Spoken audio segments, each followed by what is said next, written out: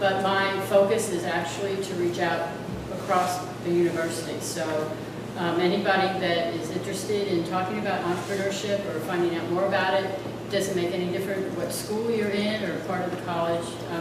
I'm open to talk to anybody, and I welcome anybody to come to my room. So I've been asked to talk about today is basically, you would probably think of it as either concept plan development writing or business plan writing. I choose to look at it, it's a story. Your plan has to be telling a story of what it is you're doing, and that's why it's called Now You Need a Story. You've got an idea, you've got something you want to build or get out into the marketplace, so you have to be able to communicate that. And the best way that I have found in all my years to be effective is by using a story format. When you think about time as a child and growing up, how did you learn? How did your parents teach you things? Stories. Stories, right? When you read in your textbooks, a lot of the stuff that you learn about how is all about stories. So there's no reason why you can't use a story format, because lots of times in stories what you're trying to do is you're trying to persuade somebody to do something. So that's where stories really come in. So let's look at that a little bit. Let's see if I can do this. So you're all here at Hackathon because you've got an idea, and that's where it begins. It begins with an idea. And it's not, what I want you to think, it's not the technology about the idea. It's what you're trying to accomplish with your idea. So think about what you're trying to accomplish, not so much as what you're trying to make, the individual widgets and stuff. You have to think in terms of what you're trying to accomplish. And that comes from understanding the problem that you're trying to solve thoroughly. Because you identify the problem, but you still got to accomplish something. And what is it that you're going to try to accomplish? So, and also it's important that you succeed. So why is it important that you succeed? Because you're going to try and solve a problem. Because you're going to try to impact the community that is suffering from the problem or the need. So those are two ideas that a lot of people in business don't think about. That's because you focus so much, especially as innovators, you focus a lot on the technology. Excuse me. But I need you to make a little bit of a shift and think in terms of that customer that you're trying to be dealing with. And the groups that I was working with this afternoon, a lot of them weren't thinking that way. They were coming up with nifty ideas, but then not thinking about, well, how is the end user going to use that? How is the end user going to implement that solution? And they hadn't thought that far, but by thinking that far impacts what you're trying to design. So you remember want to keep those two things in mind.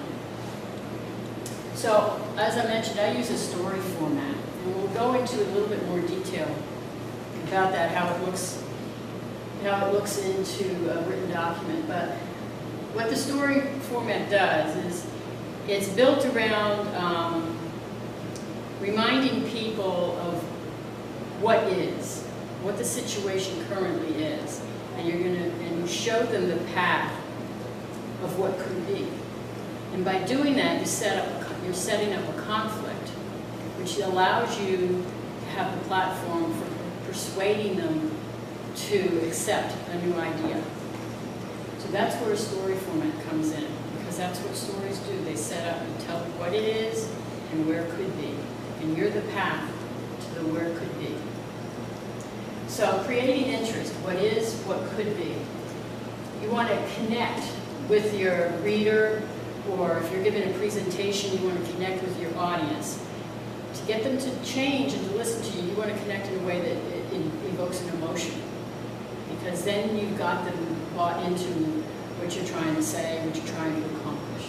So you want to evoke a desired emotion, which is connecting. And by doing that, you're also building trust.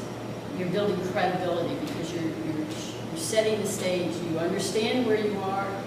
You understand what the problem is. I've got you caught now. I'm going to show you how. It builds the platform for rational reasoning and presenting facts to them to support the plan. So, this gets into a little bit more detail, but basically, any business, any organization, there's really 3 stories that are running in parallel. It's the same basic story, but it's using a little bit different information and evidence to back the story. So you guys, I would say you guys are in the technology story. You've got the idea, you're trying to figure out the feasibility, you're in the invention stage. At the same time, you should be thinking about the business story. You're thinking now of the market size, the concept. Hopefully you guys will submit to the concept competition because that's coming soon. Now, you're not going to be so interested right now in the funding story. That's going to be a little bit later on. But typically in life, entrepreneurs will think of the technology story. Then once they get to the end of the technology story, they start the business story. They get to the end of that, and then they start the funding story. By doing that, it triples the length of time from idea to market. So what I have people do when I'm consulting with them and encouraging them, I have them thinking about all 3 stories at the same time. Now you may not be at the same place at the same time, but I want you thinking ahead so you can see what things are being influenced. For instance, talking about the idea, you should already be now thinking about, well, who are the customers that I need to be talking about, so I can ask them and find out. Not ask them, will you buy my product, but ask them, well, this is a certain situation. This is what it is now. What are the hurdles that are you facing right now? What are the problems you're having? What are the things that are giving you pain? And then you take that information and you fold that into what you're trying to innovate. And see if it changes. See if it confirms what you already have in mind. But you're taking into your idea at the very early stage is the customer, what they feel, what they need, how they will actually execute whatever it is that you have that you're going to put out there in the marketplace. So these are 3 parallel stories that I have, and you're now probably wondering, well, how can I answer all those questions? My gosh, you know, how they fit that into a 3-page concept document. So you're thinking about the story format, which is, we'll put that to the side. Basically, you're asking 3 questions. Is this opportunity interesting? Is what you're doing, is it an interesting opportunity? Is it business credible? Is what you're doing have credibility behind it? And is this investment attractive? Now, for today, don't think of investment as dollars. Think of investment as time, energy, resources. It's just the same thing. You're investing that into whatever it is you're doing. So those are the 3 things, and so keep those in mind. Because as we go, I'll tell you how you're going to provide evidence. So for the first question, is this opportunity interesting? You're going to identify what that pain is. And how are you going to identify the pain? How do you know what the pain is? People complain about it. You complain about it. You've talked to who? Customers. Customers! You've talked to customers. Or you've maybe, and your customers could be the doctors. How many here have medical devices or pharmaceuticals they're thinking about? Okay. There's something to be very aware of. Who do you think your customer is? Well, insurance companies. Could be. Most people will, I mean, I'm glad you had those answers, because most people will say the patient. The patient's the benefactor. The patient's not the one typically that's going to give you a check for your device. Okay? It's the hospital. And it's not the hospital. Who in the hospital? Is it the head of the lab? Is it the lab guy on the bench? Is it a procurement officer? You need to understand who is the one that actually makes the decision to write you the check. And they may or may not have a medical background. They may be an accountant. So you need to understand the different layers of that. So you understand the pain because you've talked to customers, you've seen some journal information that so you know there's a problem out there, or you can see that there is solutions out there to your problem, to the problem that you've identified. But maybe you have a better way of doing it, or a quicker way that saves money, saves time, and that you're building on what was done before. You've got a solution. So you're going to tell your solution not necessarily I've got the widget that's going to solve it, but here's a potential solution.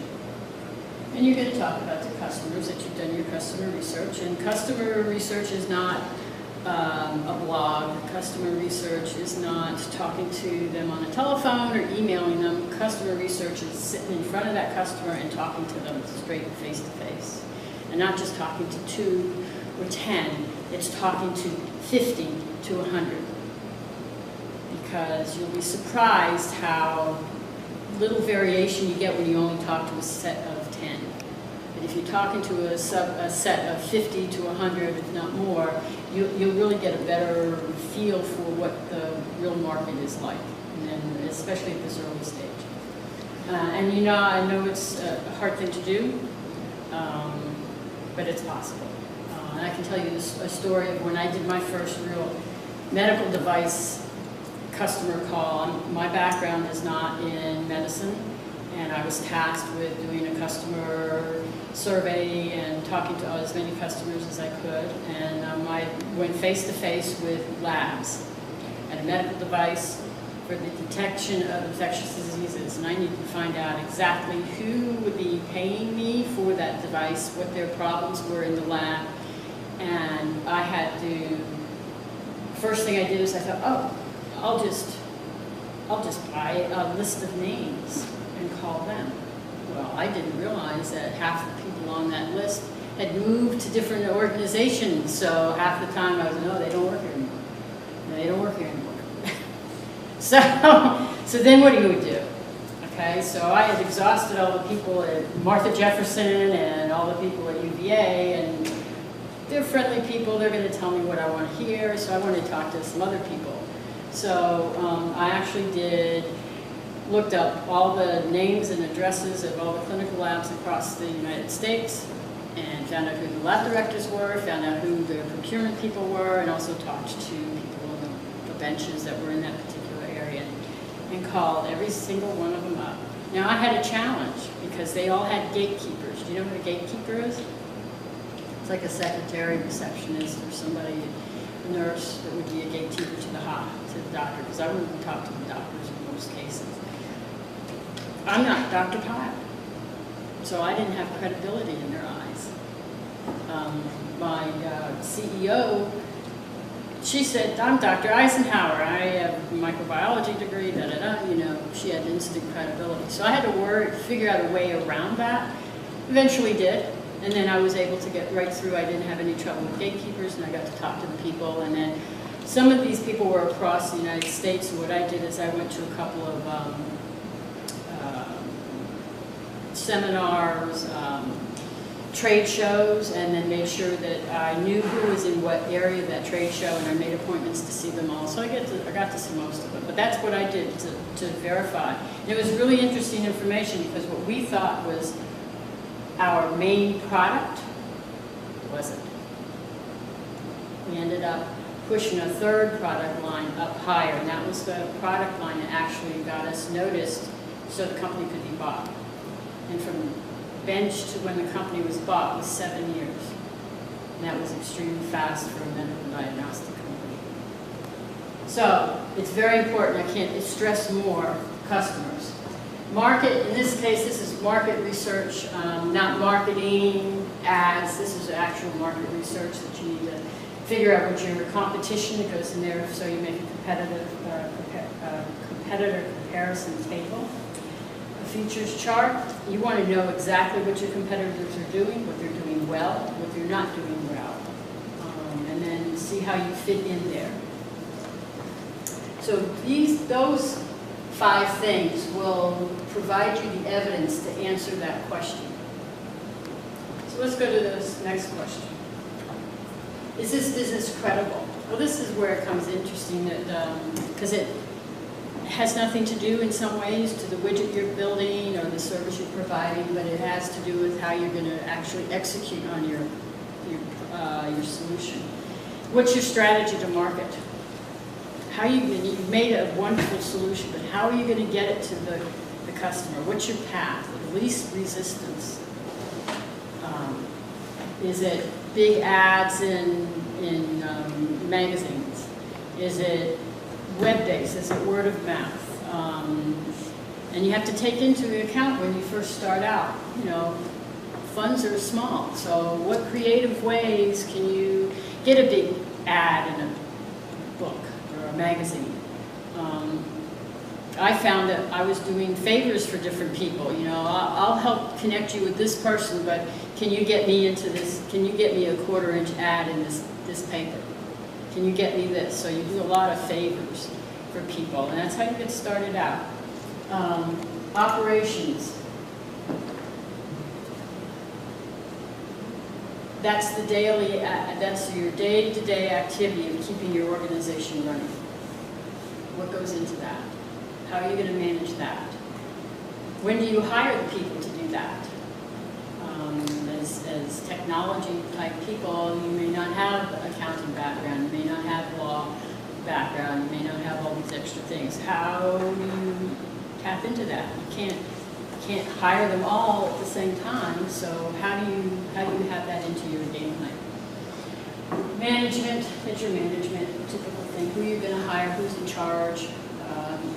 In financial, how are you going to pay the bills? Where's that money coming? Are you doing grant money? If you're using grant money, what can that grant money be used for? Typically, NIH or an NSF grant you can't use to commercialize the product. So how do you get from you've got it done to where you can commercialize? So you've got to be pretty creative in how you do that space. And if you don't know those things, you have to say you don't know those things. And well, okay, fine. So what are you going to do to fill that gap? You lay out a plan of what you're going to do to fill that gap. So this is the investment side. And I didn't know that it moved. Okay. And a lot of people will talk about angel investing at this point, which is pretty early stage for you guys right now. But down the road, you'll be wanting to think about, you know, how am I going? I can't ask my mom, my dad, my aunt and uncle for money to finance the company. So where is that money going to come from? Is it angel investing? Does anybody know what an angel investor is? It's a high net worth individual. In other words, they have enough disposable cash that they can write you a check for whatever, how much, and if they lose it all, it's not going to hurt them. So, or you have VC investor, that's venture capital, and that's another whole world. And then most people don't think about exit. But angel investors, or any of your investors, will not see a return on their investment until you exit. Okay? And that's when you get the money back from your investment. So that's why it's important for when you get into the business planning stage, you at least acknowledge that there's going to be some kind of an exit. You may find a company out there that's similar, sort of similar to what you're doing, and maybe they've exited, and you can use that as an example. We were very similar to this type of company. They were in business for so many years. They had this many products, and this is when they exited and about how much they exited at. And that would probably be pretty good. But like again, you don't need to worry about that right now. So this is something that I've used with clients of mine, because it's really hard when you get started. You think about a concept plan that you hopefully you are submitting to the concept competition. It's only 2 to 3 pages, and you're wondering, how can I get all my information in 2 to 3 pages? Well, if you can't get it in 2 to 3 pages, my guess is that you really don't understand what the problem is and you haven't figured out the solution right. And so this is a document that I put together because it's what has helped me focus clients into getting it down. So for each one of those, you should be able to write 1 or 2 sentences that answers each of those questions. And from that, you can expand to a big document after that. But you should be able to succinctly put down exactly what the pain is, exactly what your solution is. Now, it doesn't have to go into the detail of, I need these many diodes for this, or I need to do this with microfluidics here, or I need to do this. It's the solution in general. What is how you're solving in terms of viewpoint of the customer. So not, I've done this. It's this will for the customer. But you should be able to do all that with that document, and it's been pretty successful. Some people have found it very useful.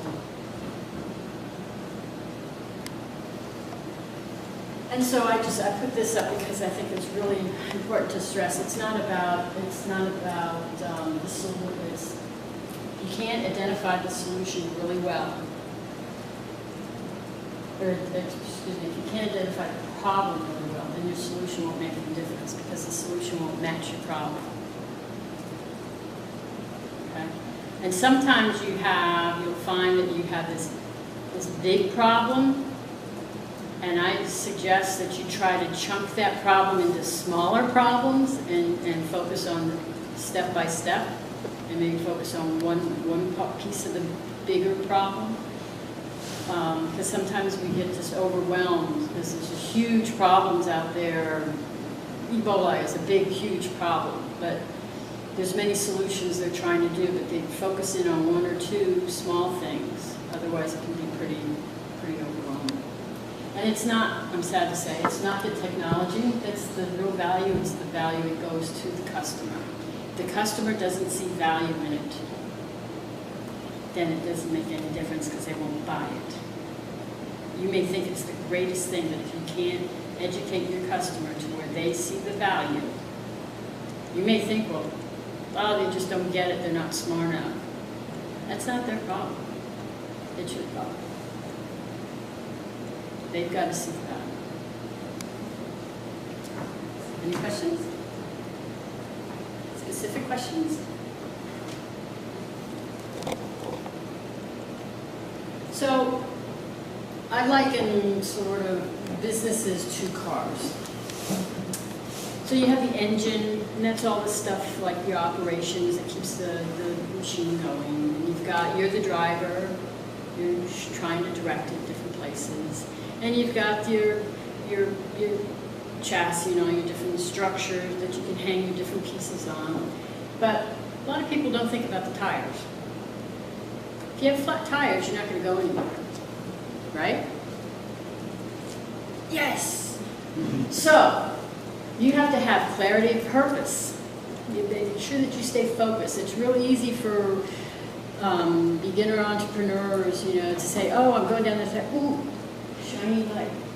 Another way I can do this, and you get off the track. Or you're going down, ooh, oh, easy money. Let me go. It's close to my core competency, but, and then you lose time. Realistic direction. You have to be really realistic about what you're capable of, what your resources are, work within your resources. If you're not a business person, find a business person and bring them in. There's very, very, very, very few cases that I've ever come across where the business person and the technology person is the same one. It's just, you need both pieces, and it's much better to work with a partner or with a group than trying to do solo. You need that other person. You need to cheering you on, to working with, to brainstorm, to keep you grounded. Really important. You also need to be very, very aware of all your competitive advantage.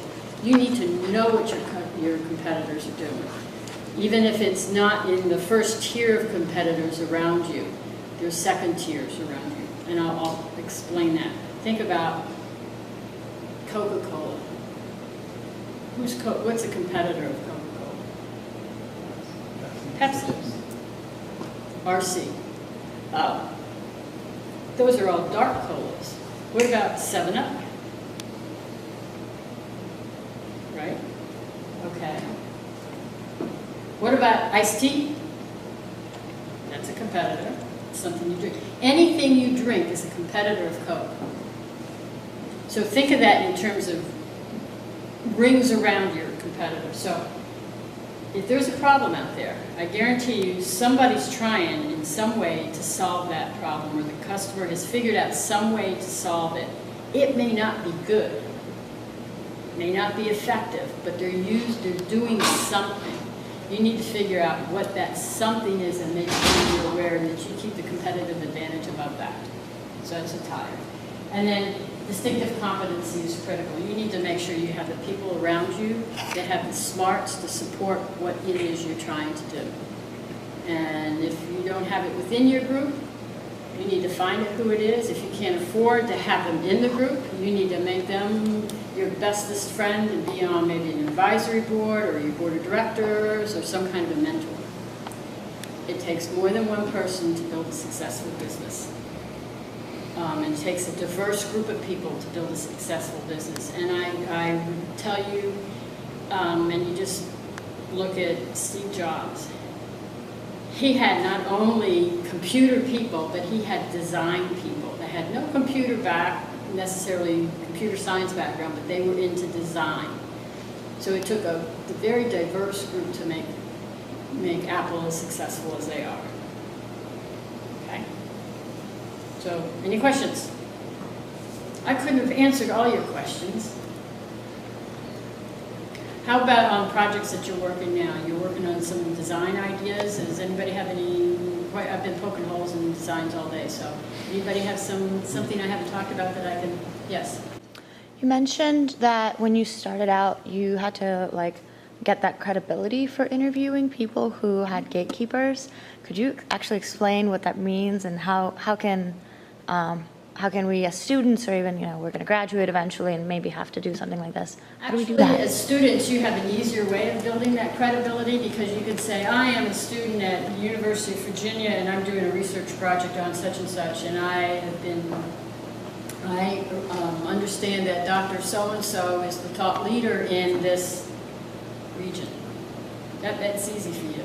They'll talk to you. What you need to do with them is they'll want to talk to you on the phone, and if there's distance involved, talk to them on the phone, but be very, very aware of time, because most of those people are very, very busy, and you want to be very, very understanding that they have a short length of time. What I had to do is basically I told them that I was the COO of Tysis Diagnostics, and we are developing some research surrounding this infectious disease detection process.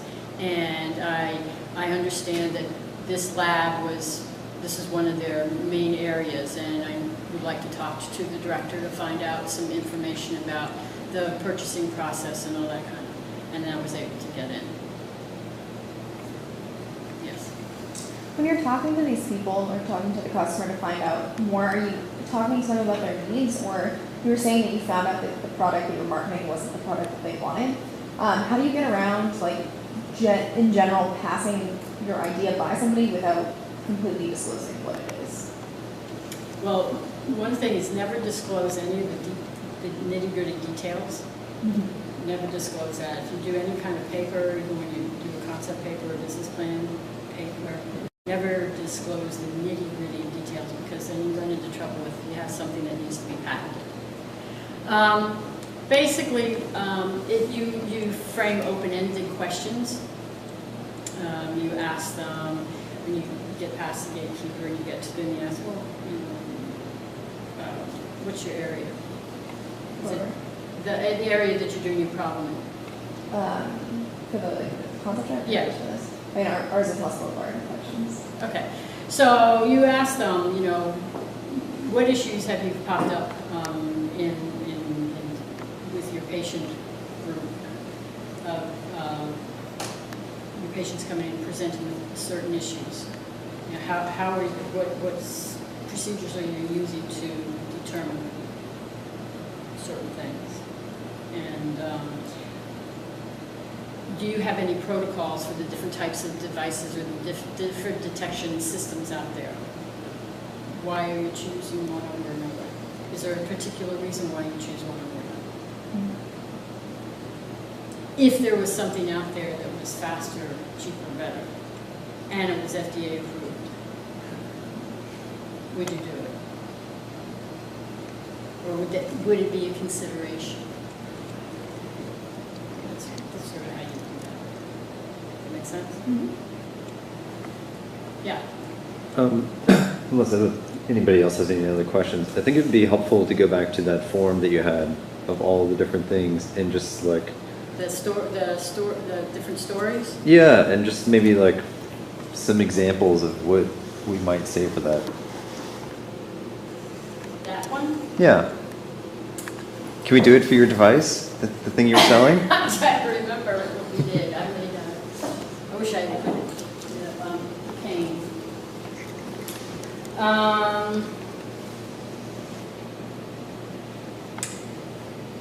There are over 1 million people in the United States that come down with Giardia each year, costing the areas that they live in, the economic impact is $3 billion. Okay, so that would be pain. So pain is, how do you detect it fast enough? It takes 2 weeks. 2 weeks to determine the current Giardia test. I think takes 3 days. 3 days to detect by the time they do it. Solution. The solution is to develop a PCR test that can take a sample from the stool and give you a positive or a negative within 2 hours. Customers, who are your customers? Customers would be anybody that gets involved in any kind of public water systems, pools, community pools, community water tanks. We had an example in Milwaukee in 1996, I think it was. They had a massive outbreak of Giardia. It was either Giardia or crypto, and it sickened a third of the population. They had 100 deaths. They still didn't know what it was until 3 weeks when they first started presenting, and they found out. And then they had only 2 water tanks that serviced the whole Milwaukee area. They had to shut one water tank down and go in and fix the other one. And then it had a tremendous economic impact because it was an enteric disease that caused, I don't know if you're familiar with it, it caused extreme diarrhea. Extreme. I had it, I know what it is. And so that's your customer. So your market, so what's the market size? If you go to the CDC, you can get how many reported tests, and you can list there the reported tests are. Competition, there's a bunch of companies, and I listed, I think in there I would have listed 2 or 3 of the companies. Strategy to market. I think at that particular time I said was to go into the public health labs, clinical health labs. Sales and marketing would have been, since we had no money, we were funded by grants, it was a really robust website. It was going to every trade show we could possibly go to, making friends with anybody that had online. Was able to do Lab Medica. I made a good friend there, and he put us on their domestic and international paper magazine, plus he also put us on the website banner, all from the promise of when we made it, we would buy an ad. Operations would be in there is, I would mention there, currently I had 4 lab technicians, 1 accounting person, I was operations, and I had the CEO. To grow it, I would add more, as it scaled up, would be add more lab people. And that would be in there with management. I would have a diagram in there that showed an org chart, and I had an org chart for 3 different phases as we grew. financials within there was that we had $3.5 million in NIH and NSF grants for the research, and we had 2 rounds of angel funding that totaled about $950,000. Exit would be to be bought by a company. Microbiologics is actually who bought us. And I would have in there, this is an example of a company that was similar to us that was bought in, that's what I put in there. And I would do that in better English and shorter sentences. Right. No, thank you for Yeah. for And one trick, talk about better English and shorter sentences. One really good trick with and it goes with any of the writing you do, if you want to make your writing more powerful, do a word search. Get rid of as many is's, are's, was's, were's, could, shoulds, and could, shoulds, woulds. Anyway, get rid of those because those all give you the sense that, well, maybe, maybe not. And you don't want to say maybe, maybe not. You want to be positive. Yes, we can do this. It's not that this test should show you. This test will give you. Okay? Action verbs are powerful. So that's why you want to get rid of as many as you possibly can. And the other issue is never start a paragraph with this. What's this? So do you read a lot of business plans then? Oh yeah. Yeah. I've written probably over 75 business plans for different clients over the years. I've probably edited maybe 200. Normally, a lot of companies, how I get started, they bring me in is because they need a commercialization piece written for their grant, or they want a business plan because they're getting ready to fund. And to be honest, when I started out, I wasn't using this story format, and my plans were not getting, they were getting read because I knew the people, but they weren't getting funded. It was when I started doing this story format that they really started connecting with people, and they were either being funded or they were being referred to somebody else that would be, or I would get a strategic partner that's just as good sometimes as. But it's an easy way of doing stuff if you think of it in that way, because by building a story, if you go to a bookstore and you get a book that says how to write a business plan, and you look at it, you're going to see, well, this section you need to answer this question, and you'll answer that question. And then they go, in this section you'll answer that question, you'll answer that question. You go through the whole thing. And I can point one of those out a mile away because it doesn't connect. You're answering individual questions without thinking about, well, how does that relate to that section? How does that section relate to that? If this section changes, what's the impact? But if you build a story, you have to tie it all together. And which is really, really important because when you build a business model, I use the same idea of building a business model, because if something happens over here, I can trace it back to where the problem is, and then I can go straight to that problem and fix it. If you just sort of go willy-nilly and something happens, you go, so you make a change and you don't know whether it's fixing it or not fixing it or causing another problem.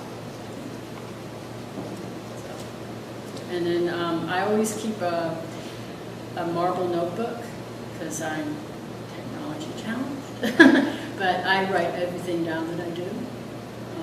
If you come to my office, you'll see my marble notebook sitting there, and I've got one for students. When students come in and talk to me about things, I keep a record of what's going on, and you need to do that too, especially if you're innovating new things. You want to be able to show proof of when you came up with the idea. If you ever have to go down the patent licensing road, they'll want to know when the idea came. So I always document. And if you have trouble focusing or when you're doing your builds, you know what Gantt charts are? Yeah, I hate Gantt charts. You make a Gantt chart and you match really put your milestones in there. It doesn't have to be detailed, really, really detailed. Just keep your milestones in there because your milestones will change. And if you do get any kind of funding whatsoever, whether you have use your own money, make sure you have a line in there for your costs, because that will shift. And what you don't want to do is run out of money before you finish the top part. And it will also help you, if you know you're coming to the end, it'll help you plan out when you have to do fundraising. This is down the line, but you have to think of that too. Any other questions? Yes. So when I think of storytelling, I'm thinking of, Joe Smith is a father of 3, and No. telling that's not this type of story you're talking about. No. You're talking about No, but a story is all a story tells you is what the status quo is and what could be. And that's what you want to do. And if you think of when you think about creative writing, basically, even though they start out Joe is a father of 3, this is the status quo, and this is where it could be. And that's all you do. And when I say don't use extra adjectives, because in regular creative writing, you use lots of colorful adjectives and all this kind of stuff. You don't want any of that. Every single word that you write has to work. If it doesn't work for you in getting your point across, then you can take it out. It seems like you still want to hit them on an emotional level. Yes. So it's still a story. In that sense. Because basically I do business plan reviews. I've done business plan review competitions, and we get hundreds of business plans. There's only 24 hours in the day. You think I'm going to sit there and read 25 pages? Each business plan is about 25 pages, not counting all the extra addendums in there. No, how we read them is we read that first paragraph, that executive summary, which is usually about a page, that first paragraph. If it doesn't catch my attention within 60 seconds, it's gone. What you want to do is catch my attention, and then I'm going to go, oh, man, this is a nifty idea. Let's look at the financials. So then I'll go to the back and I'll look at the financials, and I go, oh, he made a mistake in adding. It's gone. So I look at the financials look realistic. We don't have a hockey stick. Don't give me a hockey stick. Let's see who the management team is. So I get to the management team, and I go, Now, one of them has been in the restaurant business, and they're starting a restaurant. Who are their advisors? Oh, none of them have been in the restaurant business either? It's gone. So you go from that. So that's why you need that you need that hook. A lot of people will start a business plan by saying, my business's name is Tyson's Diagnostics. I was incorporated in Delaware, Wilmington, Delaware, and I've been in business since, and they go on that. I don't care. I want to know what the problem is. But if you go to one of those books that tells you how to write a business plan, that's what they start you with. So basically, you want to get to the point as fast as you can. Tell me what the pain is, and then tell me what could be, and then here's a solution. Yes? Question. So, no hockey stick financials. No hockey stick What financials. is a proper financial graph look like? Depends on the company. Like linear? Like is it okay with drops? Like logarithmic? Oh, most of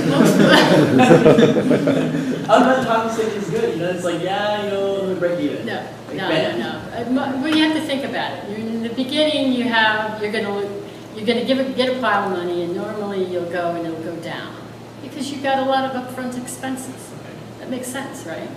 So then you start moving up, and then you come to a little plateau because we're scaling and we need to add, and then you'll go up a little bit, and then you go. You have to be realistic. So it's an upward trend, but like realistic. Yeah, you want to be. Yeah, you want to. If you put a high and a low on it, you want to make sure it's trending that way. But it's going to go up and down, especially if you're looking at. You do on a month-to-month thing, you're going to have cyclical pieces where, we had cyclical things. Think of the cold and flu season, when the, you know, it was down, when nobody was buying anything because everybody was healthy. So we had to wait until we get the revenues going up. But yeah, I mean, a classic thing would be this hockey stick. And no. That if when I get to the financials and I see that, I'm going. So don't send me one of those. So yeah. Because we're doing like 3-minute pitch kind of things instead of a written document. Is there any suggestions for how we would? One sentence. What the pain is. One sentence. Okay. So Yeah. do you incorporate this whole order in a Yeah. presentation? Yeah, just one sentence, and it may for this thing that you're doing tomorrow, if that's what you're thinking about, you're going to have time enough to say what the pain is, and make sure you articulate exactly that pain. The pain is maybe a little bit of the customer side, market size. You should be able to get that off of the internet and see what your potential solution would be, and then what resources you need to help you get there. Because you guys are really, really early. And for tomorrow, that's about all you're going to get. And if you have a prototype, even if it's a cereal box that looks like a prototype, and some way you put it together, a visual is really good. Whenever I would give a pitch in front of investors, in fact, the first one we did, I had Dr. Eisenhower cutting out a box and glued it, and she fussed at me the whole time. She says, "I've got a PhD and you have me making a box and coloring circles." And I said, "Yeah, because we're going to get money out of this." So we made a prototype, and we had some empty vials and said, this is what would go in, and we had little styrofoam things so we could stick the little vials in, so it looked really nifty. And they said, "Oh, wow, so what would go in?" And I go, "Well, here's what goes in. And we had some vials and some this. And, oh, okay, now we can visualize that. I'd also add for you guys, you can also mention the team, because that's Yeah. kind of your management, like that's your resources right now. So that's a really good thing to include. Exactly. You know, mention your team, what your team's strengths are if you want, and then you may even say part of your resources would be, you know, we really need to have somebody with web-based experience. You know, you put an ask out for that is what you need. Can teams use the projector? Yeah? Yeah. Okay. Okay. Any other questions? And if you think of anything else afterwards, give me a call, send me an email. My office is in A225, and my door is always open. If I'm not in my office, scoot down to A238, because I'm probably trying to move chairs around to get the creation corner set up. Yes? I have a question. I don't know if you covered this already. Are you going to make this presentation available to everyone who came, or can we send that to? I'll send it to you, and then you can send it to whoever you want. Can we make it available on our website under like a resources thing, Yeah. just for this weekend or Yep. forever? I don't know. You can have it. Yeah, you can have it. I share. You know, I share. I've shared all the presentations that we've had for the workshops leading up to the ECOP. I'll put those up then. I've shared all those. And again, if you have any questions afterwards, every question is a good question. Just, you know, you want to use me as a sounding board to bounce ideas off of, you're not sure, you know, feel free. Like I said, my door's open all the time.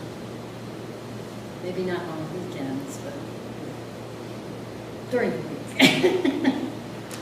Okay? Anything else? All right. Well, thank you so much for coming. This Thank was you. a great opportunity.